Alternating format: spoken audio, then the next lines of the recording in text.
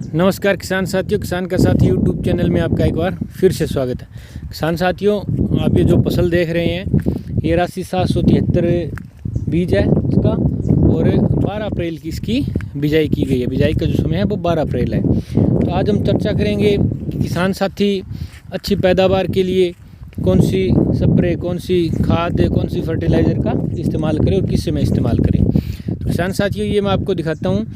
ये मेरे खेत में 7 एकड़ की पट्टी है, 7 एकड़ ज़मीन है, उसमें ये 773 फसल है, बोई हुई है 12 अप्रैल को। तो किसान साथियों, इसके अंदर 12 अप्रैल बिजाई से समय हमने पहले जो खाद डाली थी, आधा गट्टा DAP, आधा गट्टा पोटास और आधा बैग यूरिया।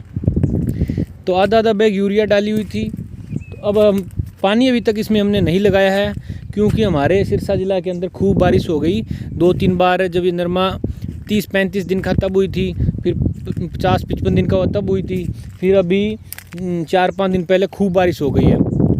तो बारिश अच्छी होने के कारण हमने इसमें 2 सिल्लर निकाल दिए थे जो भी खरपतवार थे। एक बार इनमें जो निराई गुड़ाई कर दी थी, जो किसी प्रकार का खरपतवार इसमें नहीं है फसल के अंदर।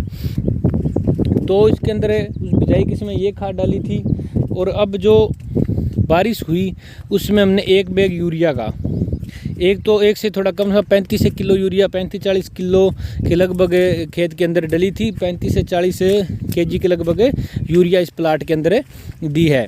तो जो यूरिया है वो किसान साथियों पानी के साथ या पहले पानी के साथ या बारिश हुई है तो आपको ज़रूर देनी है।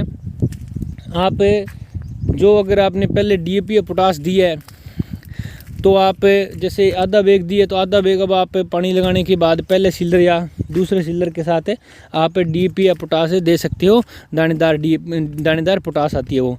तो यूरिया आप सिल्लर के साथ मत देना किसान साथियों, क्योंकि जो आप यूरिया सिल्लर के साथ देते हो तो यूरिया जल्दी नीचे बैठ जाती है नमी के कारण। तो वो जो नरमे की जो जड़ें होती है ऊपर होती है, वो नीचे तक नहीं होती है। तो वो जो आप यूरिया वो नीचे ज़मीन में बैठ जाएगी और आपका पौधा है वो नाइट्रोजन नहीं ले पाएगा। तो जो मेन मुख्य बात है, तो अभी तक इतना कुछ फसल के अंदर डाला नहीं और ना भी ज़रूरत है कोई भी किसी तरह की स्प्रे की। तो किसान साथियों, हम बात करते हैं कुदरत की। ये कुदरत का करिश्मा है जो इतनी हरी भरी और सुंदर फसल खड़ी है बिना पानी के, क्योंकि 2-3 बार अच्छी बरसात हो गई। तो समय समय पर हमें अच्छी पैदावार के लिए खेत को चेक करना है। खेत के अंदर जो हमारे खरपतवार है वो नहीं उगने देने हैं, चाहे सिल्लर कैसे भी आपको निराई गुड़ाई करके खेत को साफ़ रखना है। और अभी भी हम सिर्फ अभी DAP पोटास इन्हीं का प्रयोग करना। भी अब कोई आप ऐसी वैसी स्प्रे का प्रयोग मत करने लग जाना। अभी बहुत लंबा समय है जो हमारी फसल का, कपास नरमे की फसल का। तो आप अभी तो ये सिल्लर से आप ये स्प्रे जो DAP पोटास है सिल्लर के द्वारा या जो जड़ों को अभी आप दे सकते हो। तो आप जो फर्टिलाइज़र है, जो खाद है, इसका आपको प्रयोग करना है। जो स्प्रे है चाहे 19-19 है, 13-045 है, वो आप आगे जो दूसरा पानी लगाते हो उसके बाद आप कर सकते हो। तो जैसे अब 1-2 बातें और रखी जाते हैं। जैसे 1-2 पौधे हैं ऐसे हो गए हैं, तो ये प्लाट के अंदर कोई 1-2 एकड़ के अंदर 1-2 पौधा आपको मिलेगा। तो ऐसे पौधे मिले तो कोई बढ़ाना नहीं है।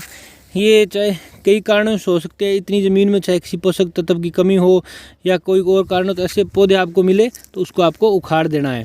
तो आपको कहीं कहीं है जो खेत के अंदर आप देखोगे, मैं भी आपको दिखाता हूँ कि आपको पौधे हैं वो पौधा आपको पूरा सूखा हुआ मिलेगा। तो उसके अंदर क्या हो सकता है, उसके अंदर आपकी जो दीमक है, जैसे ये एक पौधा आगे मैं आपको दिखाता हूँ, ये एक पौधा है। तो ये पौधा है, इसके अंदर ये पौधा बिल्कुल सूख गया है। तो इसके नीचे 100% है वो दीमक होगी।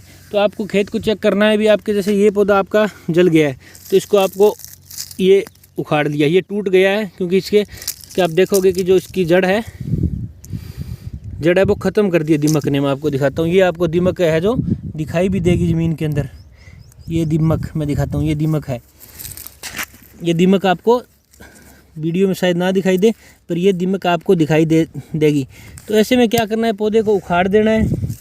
बस आपको यही ध्यान में रखना है कि ये जो दीमक है बरसात या पानी से जैसे थोड़ी बहुत होती है तो वो नीचे बैठ जाती है, फैले ना। पौधे के आसपास आपको देखना है कि जो एक पौधा ग्रस्त था उसके आसपास के पौधे हैं वो तो ग्रस्त नहीं हुए हैं। तो ये आपको खेत को आपको रूटीन में चेक करना है, क्योंकि आपकी फसल है जो आपको भी देखती है। अभी मेरा मालिक आया खेत के अंदर, तो आपको खेत के बीच में आपको डेली 1-2 दिन के अंदर चक्कर लगाना है, आपकी फसल के अंदर संभाल करनी है भी, कोई पौधे ख़राब तो नहीं हो रहे कोई भी है। तो अभी भी आप ऐसी किसी भी, अभी आपके पास समय है, आप खाद जैसे किसी के नरमे की ग्रोथ कम की है तो आप NPK, DAP, यूरिया, पोटास, इन चीज़ों का खाद का उपयोग करके आप अपनी पे जो ग्रोथ है नरमे की फसल की बढ़ा सकते हो। तो अभी भी आपको समय मेहनत करने का, खरपतवार ना होने दें। जो भी आगे बीमारियां आएगी, वाइट फ्लाई, जो भी उन पर आपको कौन कौन सी स्प्रे करनी है कम खर्च में और कब करनी है वो भी आपको जानकारी मिलती रहेगी। तो आपका कोई सवाल हो तो कमेंट करिए। हमारे साथ जुड़े रहने के लिए हमारे चैनल को सब्सक्राइब करिए और हमारी वीडियो समय पर देखने के लिए जो घंटी का बटन है वो दबाइए ताकि आपको नोटिफिकेशन समय समय पर मिल सके। धन्यवाद किसान साथियों।